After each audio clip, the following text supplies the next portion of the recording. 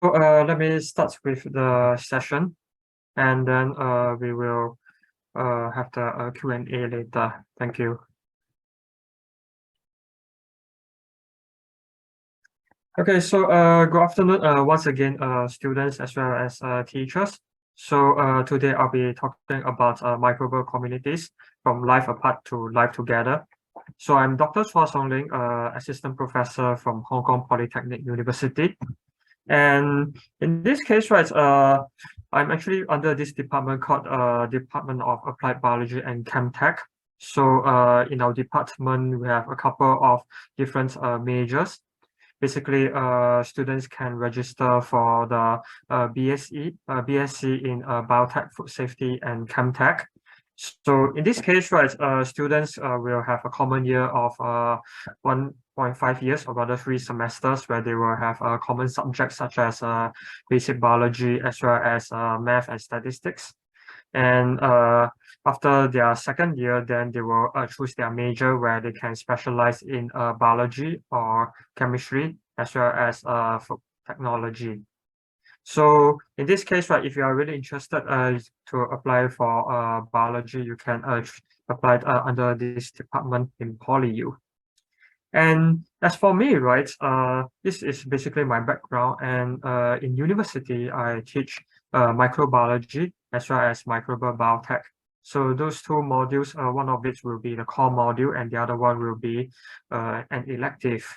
And my research overview is just basically the study of biofilms, which are microbial communities. And in this case, right, to understand what are their complex roles in disease and environment. So in this case, right, you might be wondering, what is a biofilm then?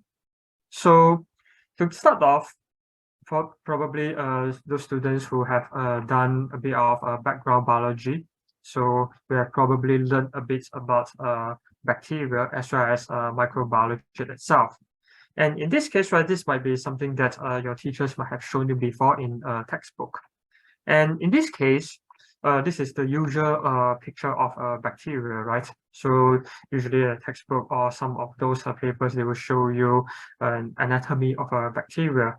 And in this case, right, this is a very simple structure of the bacteria where you have the genetic material, and then you also and basically that's all, because it doesn't really have any other types of organelles, like for example, mitochondrial, chloroplast, and things like that. So this is a very simple structure of a bacteria. And if you look at the bacteria under the microscope, they're just basically single cells, and they're just basically swimming everywhere. Some of them may be non-motor and they'll be floating everywhere, which is why they always give the first perceptions that bacteria themselves are mindless. That means they don't think for themselves. And bacteria always wander around aimlessly. Wherever there's nutrient, then of course they will get nutrients. If there's no nutrient, then they will die later.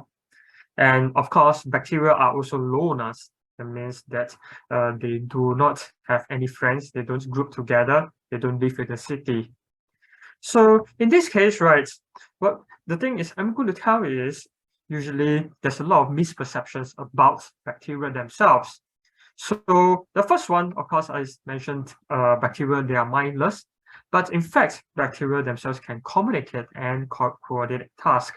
So I'm going to talk about that in the later slides. And the next one is bacteria swim around aimlessly. But the fact is, bacteria can swim towards what they want. For example, they have food, okay?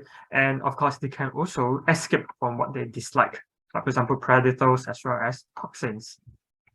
And the last one will be bacteria are not really loners. They actually love to live in communities and share resources. So what actually gives the change, okay, in terms of perception in microbiology? And in this case, right, for the microbiology field, we have been studying that for 100 years, that bacteria are kind of mindless, they are loners. But it was only a few decades ago, this scientist called John William Costerton. So as affectionate name, we call him Bill. So he just passed away a couple of years ago, and I met him once before. So this scientist is actually a Canadian, and he really loved hiking. So usually he will go around hiking in Canada. You know that in Canada, there's the Canadian Rockies, and there's really a lot of mountains as well as streams itself. So some of those first observation when he was climbing a slippery rock, he actually almost fell down. So what he actually found that, okay, in this alpine stream in Bogaboos itself, he realized that in the water itself, there's really a very few bacteria. But on the other hand, when he was looking under the microscope for those slippery rocks, there were actually a lot of bacteria stuck in a very slimy slime, which is why he actually fell down later. So in this case, right, you started wondering what was the problem with microbiology field itself, because this actually kind of contradicts with what we have learned in the past. So in this case, this actually gives rise to the new theory a few decades ago about biofilm. And what will be the definition of a biofilm then? Biofilm, they are just basically bacteria. They grow and they are enclosed in a protective polymeric matrix that are adherent to the solid surface.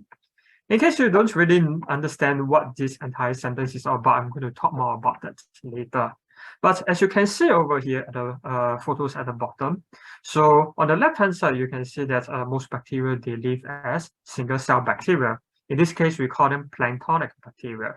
You can imagine them more like a normal itself. So basically, all of them are just doing their own things. They swim around. They don't really interact with one another. But in this case, bacterial biofilms, they behave much more differently as compared to planktonic, those free-swimming bacteria.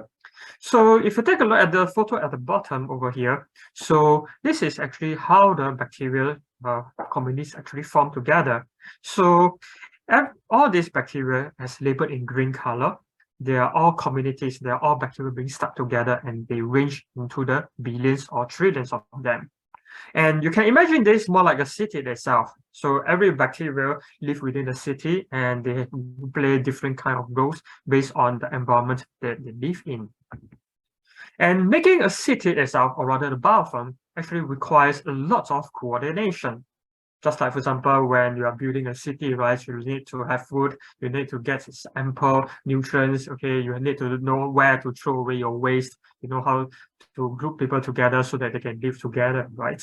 And in this case, communication is really important. So how do bacteria actually communicate with one another?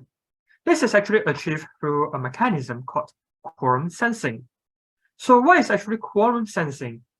Quorum, okay, in short, in terms of the definition, is just to have a meeting itself. So to have a meeting, to have a consensus. So you can imagine like bacteria having a meeting, so they vote, okay, and decide on the community-based decisions. So in this case, right, at very low cell density, that means you are maybe 1 or maybe 10 bacteria, then every bacteria will have their own individual behaviors. That also means that they behave, okay, as an individualistic organism, and of course they do whatever they want. But once there's higher cell density, so as you can see over here, a lot of bacteria will start to have communication, and in this case, they will start to decide what to do next. And this actually drives the group behavior of the bacteria. So in this case, right, the higher the cell density, that also means that the higher ability to have quorum sensing, as well as higher ability to have group behaviors, okay?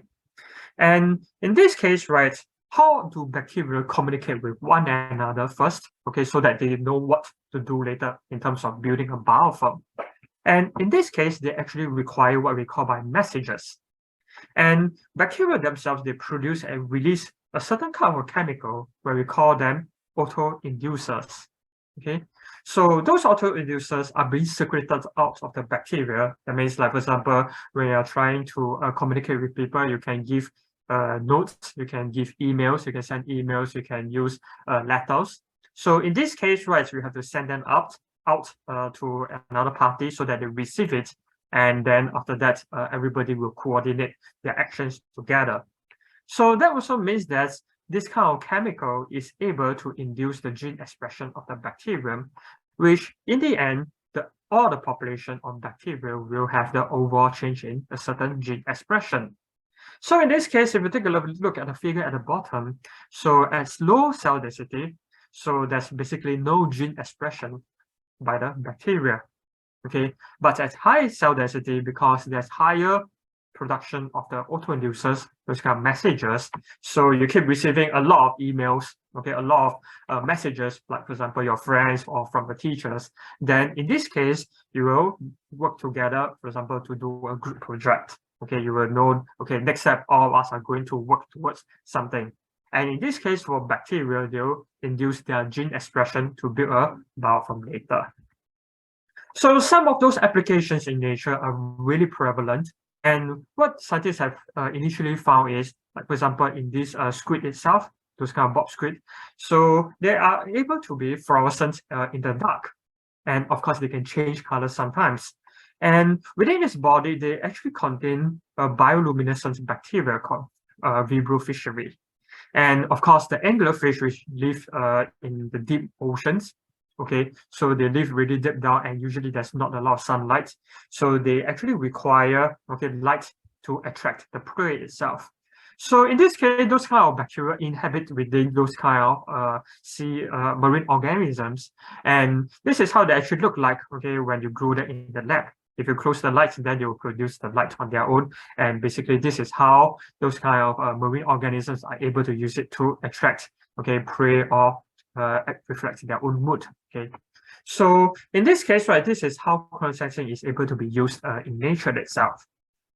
And in this case, quantum sensing is very important for biofilm formation, because all of the bacteria have to coordinate themselves so that they know what to do next and form a biofilm. So in this case, what will be the composition of the biofilms then? So if you take a look at this table over here, and of course, a lot of the contents will definitely be the microbial cells. You need to have bacteria within the biofilm. But what will be the additional components that's important for the formation of biofilms? Remember just now I mentioned that the scientist Costerton, he actually almost fell down because it's very slippery.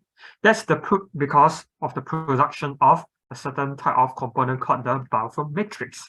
So as you can see from it, it's called a biofilm matrix. So within the biofilm matrix itself, bacteria are able to secrete polysaccharides. They are just very complex sugars.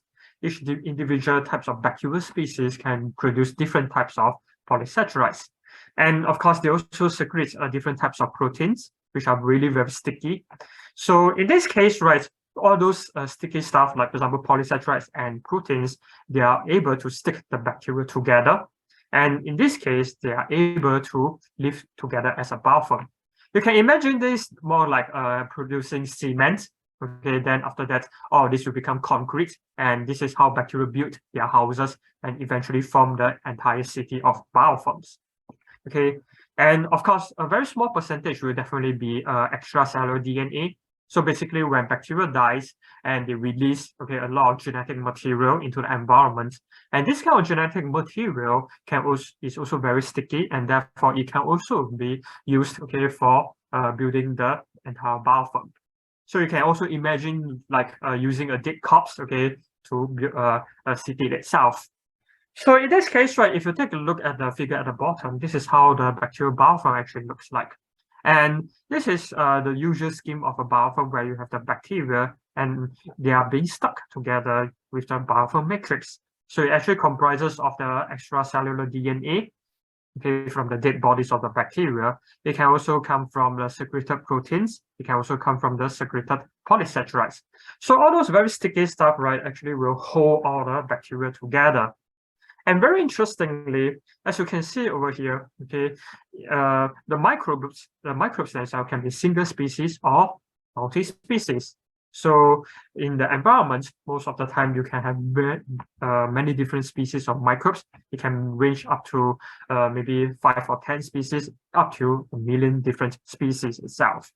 So in this case, this actually gives rise to a very variable or rather varied composition of the biofilms because of having different species. Some species will produce more polysaccharides, some species will produce more proteins, and therefore, even if you look at the biofilms at different places, they will definitely behave differently. They have different compositions.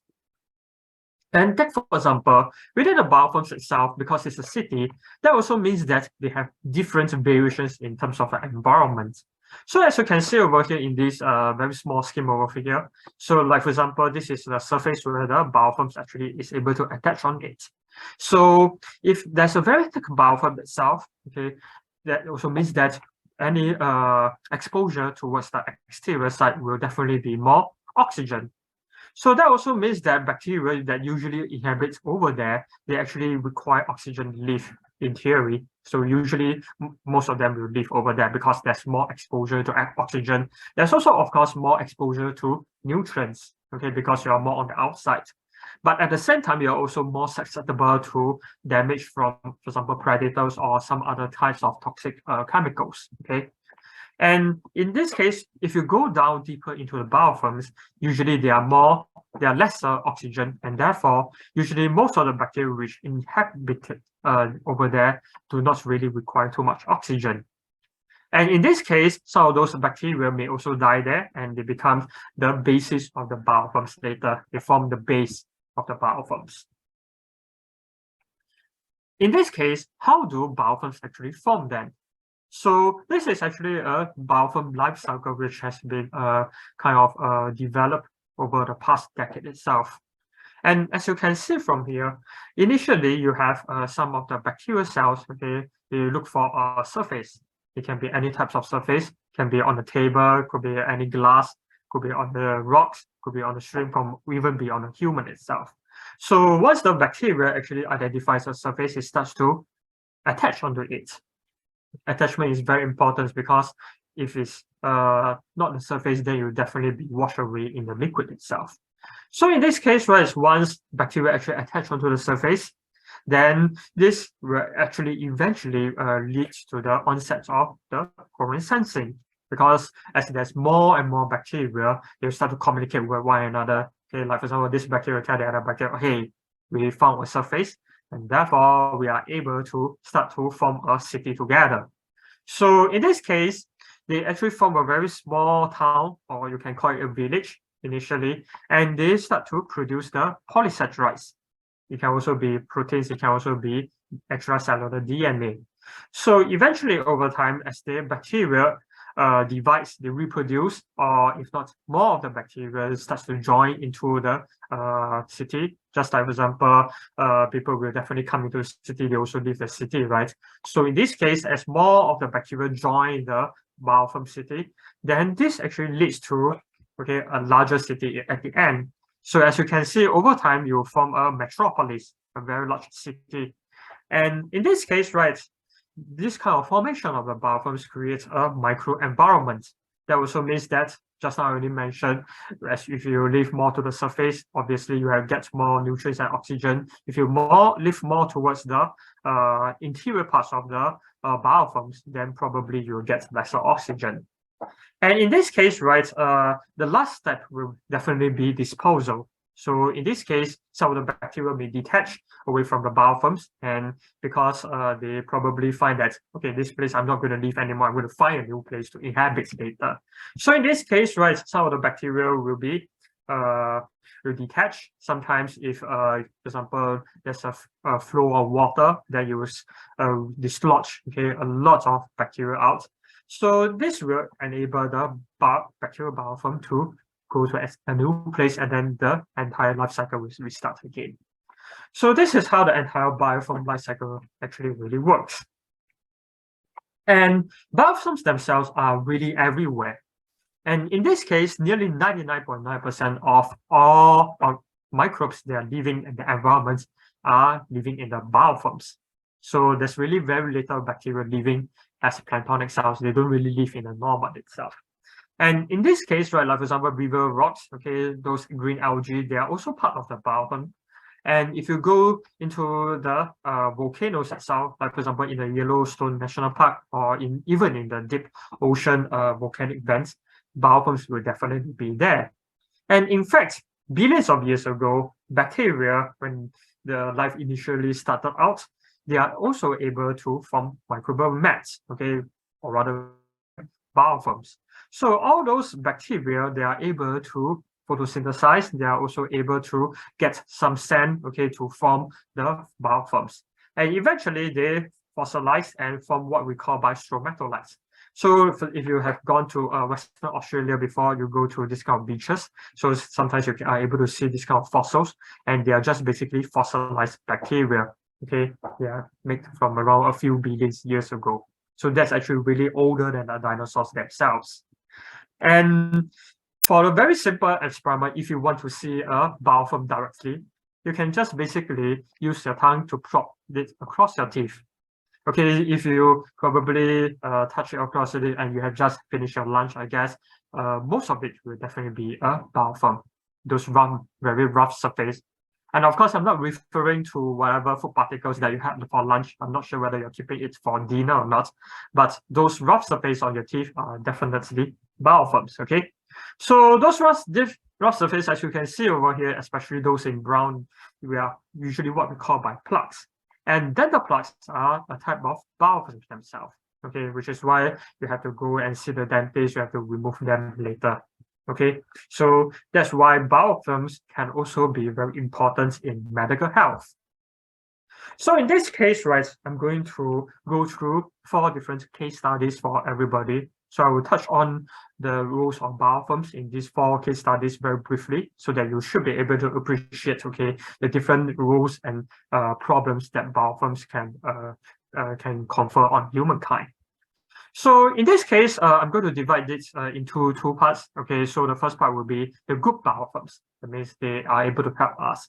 And in this case, in humans, I'm going to talk more about the gut microbiota. And of course, one example in the environment itself will be the wastewater biofilms. So they are very important for the cleaning up of the wastewater itself. And then after that, I will be talking about the bad biofilms. So not only there are good biofilms, there's also bad biofilms. Like for example, just now I talked about the dental plaque, so that's also one type of bad biofilms. So in this case, right, I will be talking about the biofilm infection, and then in the environment there will be biofouling. Okay, that means they damage a lot of equipment, and in this case, right, this actually causes a lot of loss in terms of money itself. So let us move to the first one, okay? So the good one, and that will be the gut microbiota. So the gut microbiota is a very complex community of microbes which are living within our body itself, within the intestine itself, okay, in our intestinal system. So in this case, right, not only there's bacteria in our guts, there's also bacteria in our skin, okay? There's also bacteria in our urinary tract. There's also bacteria within our lungs, as well as in the nose. So there's really many different places where bacteria can be found. And in this case, I'm just going to focus on the gut itself. And usually our body contains what we call by the normal microbiota. That means they are just basically microbes which are regularly found on an anatomical site. For example, in the intestine, okay, in the respiratory tract, in the urinary tract. And this kind of relationship actually begins at birth itself. So once you are born, okay, your mother will pass some of those bacteria onto you, right? Of course, as a fetus, and then eventually you get inhabited with all the bacteria later. And in this case, right, there's really a lot of bacteria within our body. So sometimes we are also being considered more like a superorganism. If you ever did a bit of sequencing, okay, for the human body, you actually will find that there was actually nearly 150 times more bacterial genes than human genes. So that also means that there's really a lot of bacteria growing within us, and we are just basically a walking ecosystem for the microbes itself. And in this case, right, in our digestive tract, just now we mentioned, there's really a lot of bacteria. And from the point of time where you swallow down the food, okay, you have the stomach, and then you have the small intestine as well as the large intestine. So as you can see over here in the stomach, okay, you only have maybe 10 to 100 bacteria per ml of fluid. Okay, so it's just only some kind of pathogens, like for example, Helicobacter, bacteria. So this kind of bacteria is has a role in causing stomach cancer. And then if you go down to the small intestine there, you'll find that there's slightly more bacteria. There's actually 10,000 to nearly 1 million bacteria. And eventually, once you reach the large intestine, especially the colon, there's actually billions of bacteria per ml of your, for example, feces itself. So in this case, right, you can see there's a really very large, group of bacteria, many different species which are able to inhabit within the intestine itself. So in this case, right, what will be the roles of the biofilms in the large intestine? And of course, how do they form biofilms within them? In this case, right, this is actually a continuous cycle of biofilm formation and disposal. If you take a look at this figure of villi, especially in the small intestine and large intestine, so you should be able to see that there's really a lot of bacteria that's growing on the mucosal surface of the intestine itself. So most of the microbes, they are able to attach onto the surface area, just only merely on the surface area. So they attach on it, they form biofilms. And at the same time, a lot of bacteria can also be eliminated from the body via peristalsis of your bowel movements. And of course, there's also production of the mucus, so on and so forth. So in this case, right, a lot of microbes are being replaced very quickly due to a high reproductive rate. So there's a very large dynamic, movement of biofilm as well as planktonic cells. So in this case, the bacteria keep on moving between biofilm and planktonic stages very easily. So you can imagine this as a very big, biofilm life cycle within the gut itself. And in this case, right, because there's really low oxygen levels, that's why a lot of those bacteria, they are anaerobic. That also means that do not require oxygen to grow. And of course, some of those bacteria might be able to grow. Like for example, you have Escherichia coli, E. coli. So those kind of bacteria themselves, they are aerobic. They can require oxygen to grow, but at the same time, they kind of don't really need oxygen, so they can still kind of survive within our gut itself. So what do those bacteria will do? Those microbiota what will be their functions in the gut itself? And in this case, right, they have many different kinds of functions, but in general, they have protective functions against the pathogens. Like for example, in this case, they are able to, if you take a look at this figure at the bottom, you have the gut bacteria. They are able to produce certain types of chemicals, like for example, lactic acid. So lactic acid is a very good compound that's able to prevent pathogenic growth, which is why when you drink Yakult, so you know Yakult, those probiotics, those kind of lactobacillus bacteria, they are able to produce a lot of lactic acid, and they are very beneficial to your health. And in this case, right, they produce lactic acid, and this will inhibit the growth of the pathogens. And of course, they also occupy the place on the gut microbiota, on the gut itself. So by forming biofilms, that also means that there's not a lot of space for the pathogens to inhabit, to colonize and grow on top of it, because they'll definitely be outcompeted by the resident bacteria. And of course, another important function by those kind of biofilm bacteria will definitely be metabolic based. So in this case, right, they're able to ferment dietary fiber into different kinds of metabolites, which can also be uptaken by the human body. And they can also synthesize certain vitamins, like for example, vitamin K. So that also means that those kind of bacteria are really very important for human health, as well as the functioning of the human body. And of course, recently, a couple of years ago, people have been studying the role of bacteria in affecting our moods. So they also have interactions with the neurons, the nervous systems in our body, and eventually this can also affect our behavior later. And in this case, right, because your microbiota, they are just basically forming the biofilms on the surface of your body, that also means that any changes in the external environment can also alter your microbiota. So in this case, right, like for example, diet itself, I'm just going to give you one example. This can also change your microbiota. So in this case, right, the studies have shown that if you have a plant-based diet, especially those who are vegetarians, and as compared to animal-based diets, there's really a lot of variations in terms of the microbiota.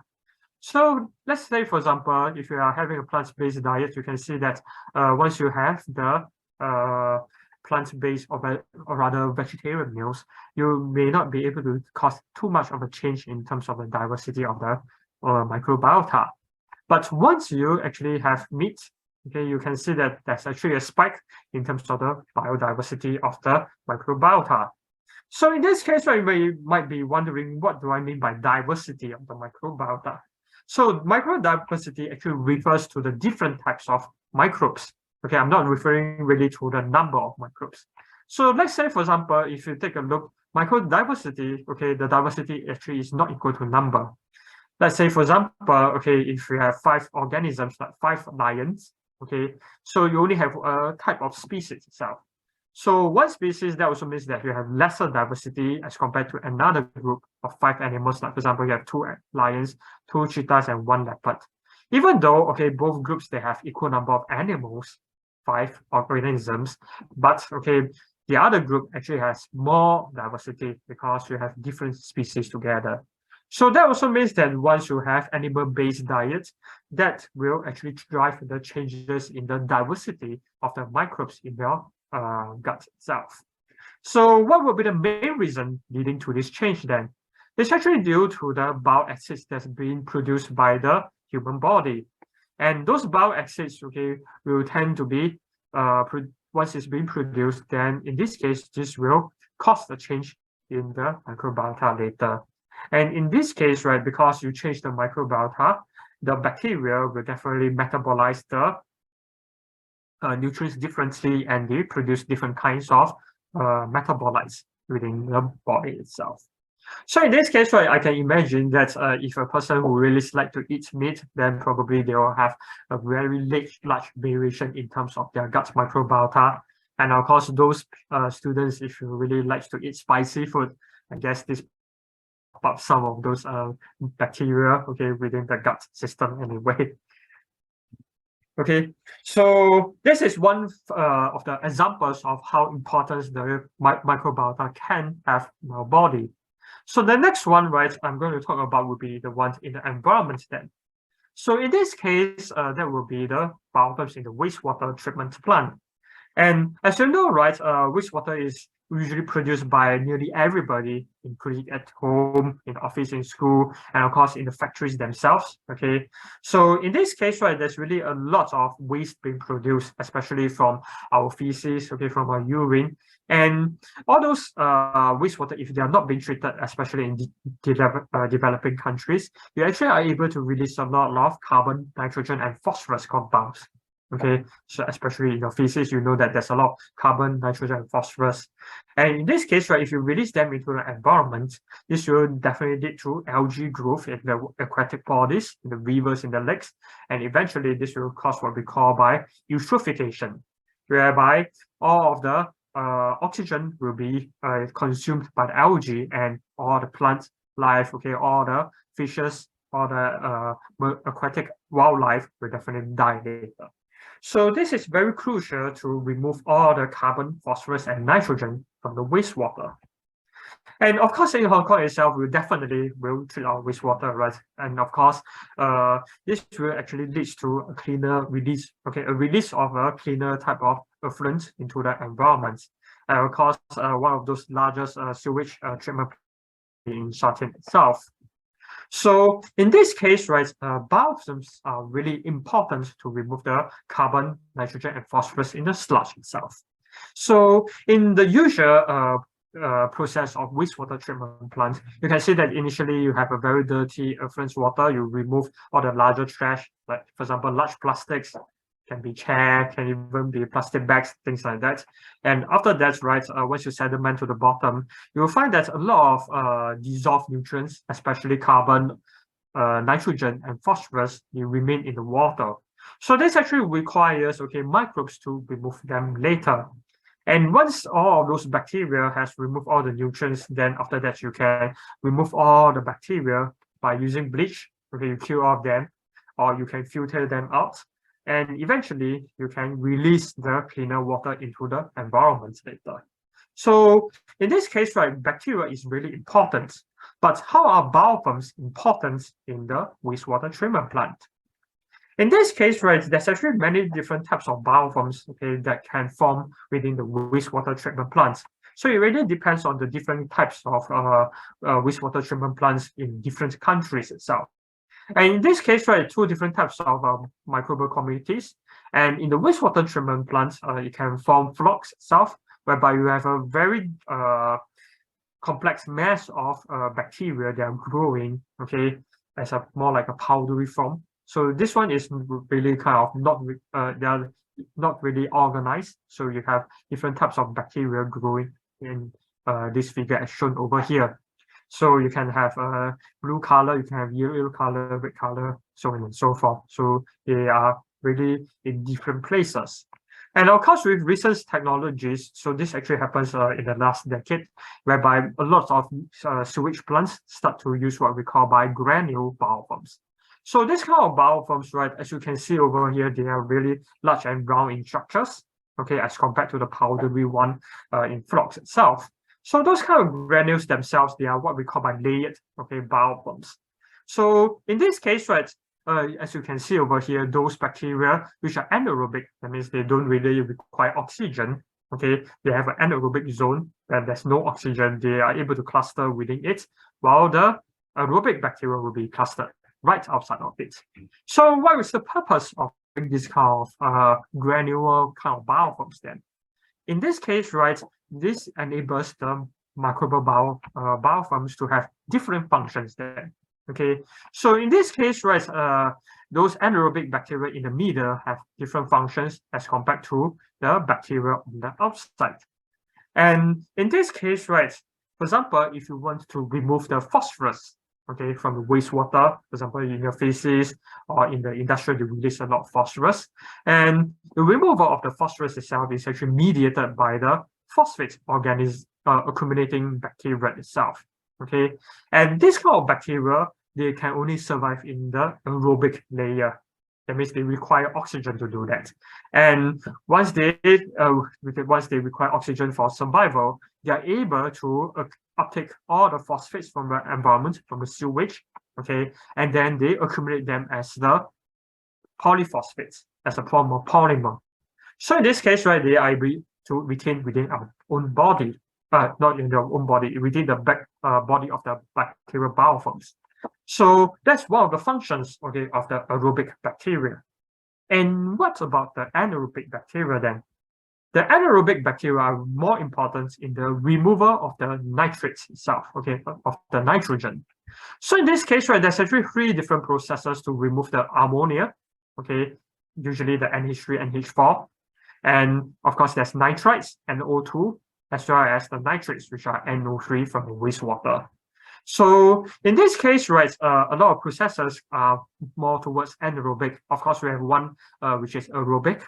And for anaerobic processes, they are really important for converting the nitrates as well as ammonium into the nitrogen gas. Okay, so via anaerobic processes, they produce nitrogen gas, and those nitrogen gas will definitely be released back into the atmosphere itself. So in this case, right, there's really a lot of nitrogen, okay, which can be freely converted by the bacteria back into the nitrogen gas, which is why we don't really require very complex or rather harsh chemicals just to remove the nitrogen from the wastewater. Okay. And in this case, right, this concludes the good part about bacterial biofilms. But what about the bad biofilms then? In this case, right, there are a lot of bacterial infections which are caused by biofilms. And in fact, as estimated, okay, by the US CDC, biofilms actually contribute nearly up to 80% of all of the bacterial biofilm infections. So in this case, right, just now you know that there's really a lot of good stuff about biofilms, and now biofilms are also able to contribute to nearly 80% of all of these bacterial biofilm infections. And in this case, right, biofilm infections can form on nearly every organ and tissue. Like, for example, in the lungs itself, okay, they can inhabit within the lungs, the respiratory tract, on the mucus itself. And of course, they can also cause eye infection, especially when you are wearing cornea, you have a scratch, okay, you rub your eyes or you go swimming, sometimes you can get eye infection. Or if not, those patients with diabetes or when you have a wound infection. So in this case, where bacteria can also form biofilms on the organ itself. And in this case, right, not only just on the organs itself, because they are bionic, they can also form on prosthetics and implants. So, like for example, once this has been implanted into patient, like for example, the hip replacement, voice prosthetics, or even the pacemaker itself, bacterial biofilms are still able to inhabit within it. So in this case, right, they can form a lot of biofilms and therefore later cause infections within our body later. And in the hospital, this is also a major problem because we have hospitalized, hospital-acquired infections. So there's really a lot of elderly patients when they go to the hospitals. Okay, then after that they acquire some other secondary bacterial infections, and this actually usually are attributed to biofilms. Now, for example, the patients, okay, they will touch the door of the ward of the hospital ward. They can touch the curtains. The nurses touch the curtains, and they touch you. Or if not, it can also inhabit on the bed itself. So in this case, right, you are able to find a lot of biofilms, okay, serving as form of reservoir, okay, for pathogens in the hospital. And of course, wherever you take a look in from the toilets, okay, where you have patients sharing their toilets, wherever you use the tap. So there's also a lot of biofilms going on top of it. So in this case, right, it's very evident that biofilms are really significant to public health. And they are also a source of antibiotic resistance because a lot of antibiotic resistant bacteria are also able to inhabit within those bacterial biofilms itself. And in this case, right, there's really a lot of deaths being attributed to antibiotic resistance. And in this case, right, every year we have nearly 1 million people dying of antibiotic resistance. And by 2050, okay, a few decades later, you even have nearly up to 5 million deaths per year. So in this case, right, there's really a lot of burden, okay, to the healthcare system, and of course, there's also high mortality to the patients. So you might be wondering, how do biofilms are able to protect themselves from any antibiotic treatment? And in this case, right, a lot of elderly patients, they are not really able to fight against biofilm infections. And of course, there's also young kids. That's because their immune system are not well developed. And of course, for the elderly, they have an immunocompromised kind of system itself. So in this case, right, biofilms are able to protect themselves from immune cells, from immune attacks. So if you take a look at this figure over here, this picture over here, we have the bacterial biofilm stained in red color, and then all of the white blood cells are unable to penetrate into it and kill them later. So that also means that, okay, the biofilms, the bacteria as a city, they are able to form a so-called fortress. Okay, you can imagine like a Great Wall, maybe Great Wall of China, okay, trying to protect itself from the attack by the immune cells. And in this, indeed, okay, some of those bacteria, they are able to evolve over time to become more biofilm-like. That means they really like to form more biofilm. Okay, they are very sticky, they are very rough. And very interestingly, some of those bacterial biofilms, bacteria, they can even evolve to be more mucus-like. So as you can see over here, this kind of bacteria, they produce a lot of mucus. It's not mucus that's produced by the humans. It's actually the mucus that's been isolated from humans, and they're able to produce really a lot of mucus itself. Okay, so this also actually comes up from the patient's, okay, the lungs of a patient. So that's one aspect of biofilms. And on the other hand, you also have the protection from antibiotics. So if you take a look again at this figure where you have the bacterial biofilms labeled in green color. So wherever you add in an antibiotic, for example, tuberomycin, and in this case, right, tuberomycin are only able to kill the bacterial cells at the surface.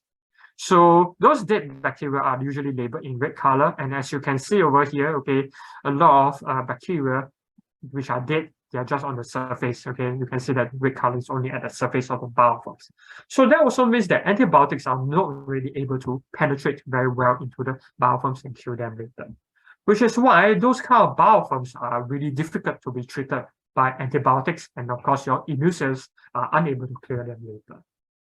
Okay, And of course, that's within our body, whereby they cause a lot of infections. What about in the environment then? They also can, biofilms are also able to create a lot of problems in the environment. Like for example, in this case, right, they can cause corrosion to the man-made structures. So this is especially evident on boats. Okay, so in this case, right, not only just the seaweed, not just the barnacles growing on top of it, there's really a lot of biofilms growing on the under the surface of the boats. So once you, for example, take it out from the oceans, okay, you can see that there's really a lot of fouling on the metal surface of the boat. And in this case, right, this also means that you increase the drag when you are traveling. Okay, you switch on the boat, you'll find that okay, your travel is getting slower and slower. So that also means that you also need to increase the fuel. And another example will be the biofouling in the pipes itself. Okay, like for example, water pipes, or in this case, sometimes you can also have biofouling within the oil pipes lines itself. So in this case, right, you can actually cause a lot of contamination. Imagine your water pipes are all contaminated with biofilms. Then basically what you're drinking every day will definitely be some of those bacteria coming from the pipes itself. So in this case, right, this also leads to reduced flow, okay, of the water or some kind of, for example, oil. So in this case, right, this also kind of requires more pumping system just to maintain the flow of those pipes.